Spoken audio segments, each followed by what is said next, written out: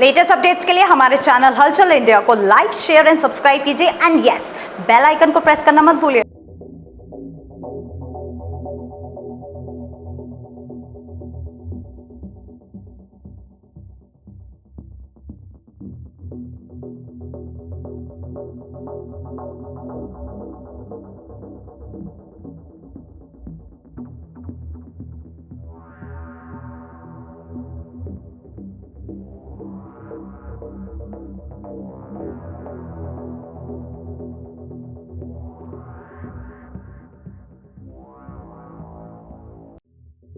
प्रधानमंत्री नरेंद्र मोदी ने महिलाओं को एक खास तोहफा दिया है, जो उस तोहफे का नाम है महिला शक्ति वंदन अधिनियम। और ये जो महिलाओं को तोहफा दिया है, इसको पाकर महिलाएं काफी खुश हैं। और आज इसी तोहफे के चलते हापुड़ में एक सभा हो रही है, एक संबोधन हो रहा है, जिसमें धर्मपाल सिंह जो कि प्रदेश महामंत्री हैं, वो आए हैं यहाँ पर संबोधित करने के लिए। और किस तरह से ये जो अधिनियम है ये पारित होगा, पूर्व विधायक कमल सिंह मलिक हैं, इनसे जानेंगे। सबसे पहले सर, ये किस तरह से पारित होने वाला है, जबकि विपक्ष पूरे के पूरे सवाल इस अधिनियम के खिलाफ उठा रहा है? आज तक के लोकतांत्रिक इतिहास में जो सरकारें आईं, उन सरकारों ने वायदे किए, लेकिन इस अधिनियम को लेकर के नहीं आई। और पहली बार भारतीय जनता पार्टी इसको लेकर के आई, दोनों सदनों में पास करा दिया। और जो प्रोसीजर है उसके अकॉर्डिंग ये आगे उसमें काम चल रहा है। और 29 आप मान लीजिए, उस समय लोकतंत्र के अंदर, उस संसद के अंदर 33% जो इनका आरक्षण है, उस समय उसी अनुपात में महिलाएं उसकी मेंबर बनेगी। अच्छा सर, विपक्ष लगातार यही कह रहा है कि ये केवल चुनावी है, चुनावी मुद्दा उठाया है, चुनाव जीतने के लिए सब कुछ किया गया है। ये 2029 के अगले आने वाले 10 से 15 सालों में भी ये नहीं हो पाएगा।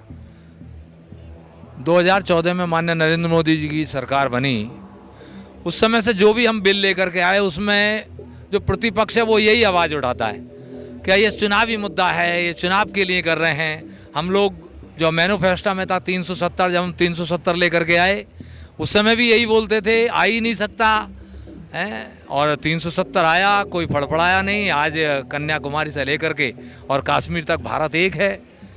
तो ये बोलते हैं, जो भी भारतीय जनता पार्टी ने मैनिफेस्टो में अपने वादा किया है, उसको सबको भारतीय जनता पार्टी पूरा करने वाली है।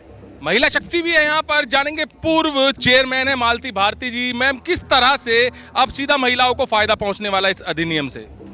सबसे पहले तो मैं समस्त नारी शक्ति की ओर से माननीय प्रधानमंत्री जी का बहुत बहुत धन्यवाद और स्वागत करते हैं हम इस नारी शक्ति वंदन अधिनियम को लेकर के। और ये बहुत ही अच्छी पहल है, जो आज तक की सरकारें नहीं कर पाई, सिर्फ वायदे किए। हमारे माननीय प्रधानमंत्री जी ने उस वायदे को पूरा करते हुए ये दिखाना चाहते हैं कि हाँ, वास्तव में जो आधी आबादी वो देश की मानते हैं महिला शक्ति को, उन्होंने इसे ऊपर पहुँचाने का काम किया है।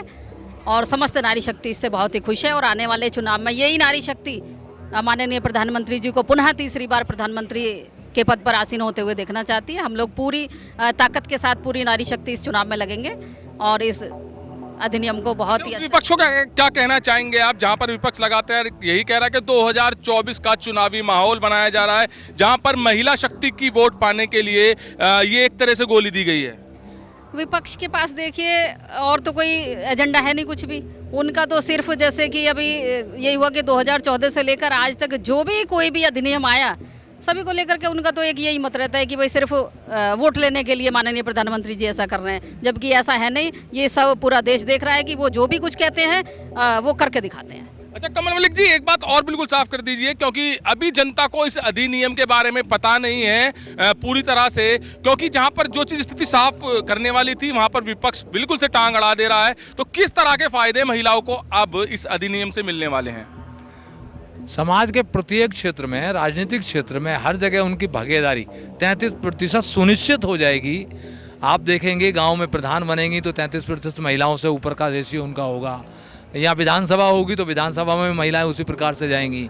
उनको एक बहुत बड़ा प्लेटफार्म मिलने वाला है। और जो आधी आबादी है देश की, वो आबादी पूरे जो सबका साथ सबका विकास, उसमें उसकी भागीदारी सुनिश्चित की है माननीय प्रधानमंत्री ने। अच्छा, इसमें SC ST और OBC को भी जोड़ने के लिए लगातार विपक्ष कह रहा था, राहुल गांधी भी अभी इस चीज को कह रहे थे। तो क्या फर्क है इसमें और जो अलग से जो SC ST और OBC को जो आरक्षण मिला हुआ है? ऐसा है, विपक्ष तो वर्गीकरण चाहता है, वो बंटवारा चाहता है। हम कहीं बंटवारा नहीं चाहते, देश एक साथ खड़ा है, बंटवारे की आवश्यकता नहीं है, सभी महिलाओं को समान अधिकार मिलेगा। अच्छा, आज दो तरह की यहाँ पर मीटिंग है। एक तो जो इस अधिनियम को लेकर है, नारी शक्ति के जो वंदन अधिनियम हुआ है, और दूसरा एक दलित बस्ती के लिए भी है। दलित बस्ती के लिए किस चीज़ पे चर्चा की जाएगी? वो हमारे समाज का एक प्रमुख अंग है, उसको भी सम्मान मिलना चाहिए, और भारतीय जनता पार्टी ने सबको सम्मान दिया है। ये उसी प्रकार का प्रयास है कि ये लोग खड़े हों देश के साथ, कंधे से कंधा मिलाकर के सबके साथ बराबर की हिस्सेदारी लेकर के ये लोग चलें, और देश को सबका साथ सबका विकास करते हुए, और बेटी बचाओ बेटी पढ़ाओ ये सारे अभियानों के साथ लेकर के देश को सर्वोच्च स्थान पे पहुंचाने का काम करेंगे। अच्छा सर, लगभग कितनी वोट होंगी महिला शक्ति की? कितनी वोट होंगी, अब रेशियो ऐसा तो मेरे पास पूरा कोई कैलकुलेट होकर के मैथमेटिक का तो नहीं है, लेकिन बराबर की हिस्सेदारी है, लगभग 1-2% इधर उधर होता है, और वो सारे आंकड़े मिल जाएंगे चुनाव आयोग से। प्रधानमंत्री भी यही कह रहे हैं और पूर्व विधायक कमल सिंह मलिक भी यही कह रहे हैं, मालती भारती भी यही कह रहे हैं कि इस अधिनियम से महिलाओं को सीधा सीधा फायदा पहुंचने वाला है। और 2024 की तैयारियां तो चल ही रही हैं, जैसे कि अभी सभा में भी यही बात चल रही थी कि महिला शक्ति बहुत ज़्यादा मजबूत करना है इसको, और महिला शक्ति की वोटिंग पे भी ध्यान देना है। बूथ बूथ पर जाएं, घर घर पर जाएं, महिलाओं से संपर्क करें। सरकार ने कितनी सुविधाएं महिलाओं को दी हैं, कितनी सुविधाएं हर परिवार को दी हैं, ये घर घर जाकर बताएं। और 2024 की बात जहां पर विपक्ष कर रहा है, तो वहां पर कमल सिंह मलिक और मालती भारती जी ने बिल्कुल नकार दिया है कि वो किस तरह से जो भी प्रधानमंत्री नरेंद्र मोदी या भाजपा सरकार लोगों के जो है व्यवस्था और विकास के लिए काम कर रहा है, उसमें वो सीधे सीधे पहले से ही टांग अड़ाते हुए आ रहे हैं। और अब जो 33% महिला शक्ति वंदन अधिनियम जो महिलाओं के लिए पास हुआ है, वो सीधे सीधे महिलाओं के लिए प्रधानमंत्री की तरफ से पूरे देश में एक तोहफा है। कैमरामैन महेंद्र के साथ सुशील शर्मा, हलचल इंडिया।